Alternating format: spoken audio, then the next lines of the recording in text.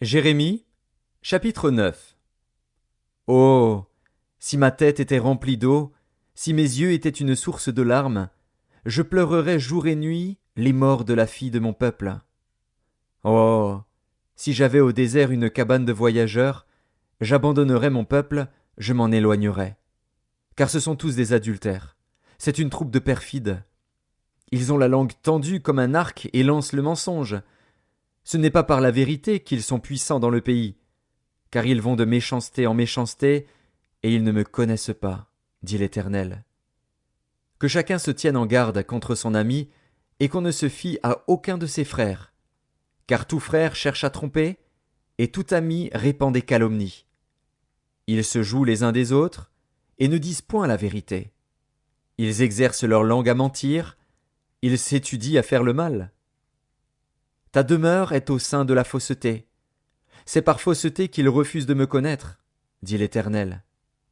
C'est pourquoi ainsi parle l'Éternel des armées. Voici je les sonderai, je les éprouverai.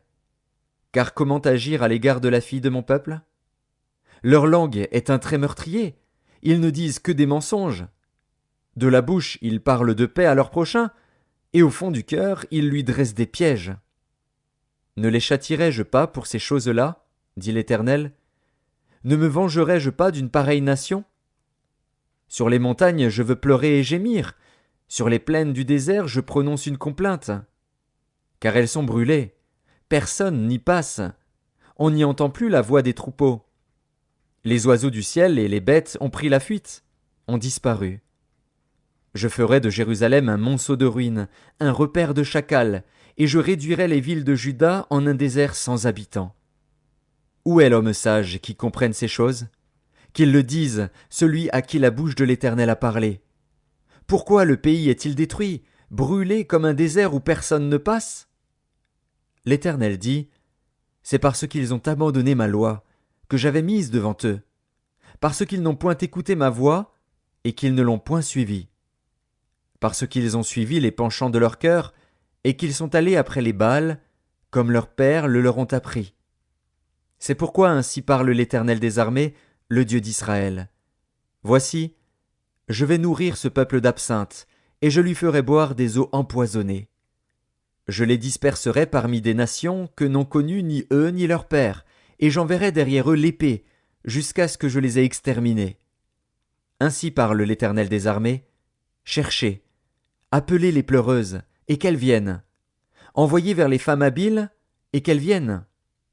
Qu'elles se hâtent de dire sur nous une complainte, et que les larmes tombent de nos yeux, que l'eau coule de nos paupières. Car des cris lamentables se font entendre de Sion. Eh quoi? Nous sommes détruits, nous sommes couverts de honte.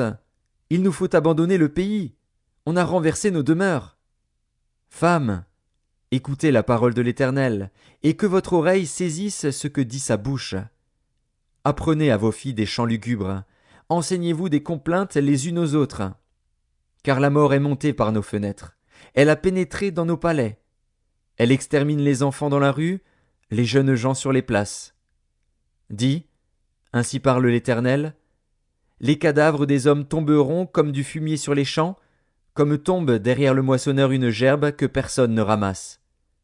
Ainsi parle l'Éternel, que le sage ne se glorifie pas de sa sagesse, que le fort ne se glorifie pas de sa force, que le riche ne se glorifie pas de sa richesse.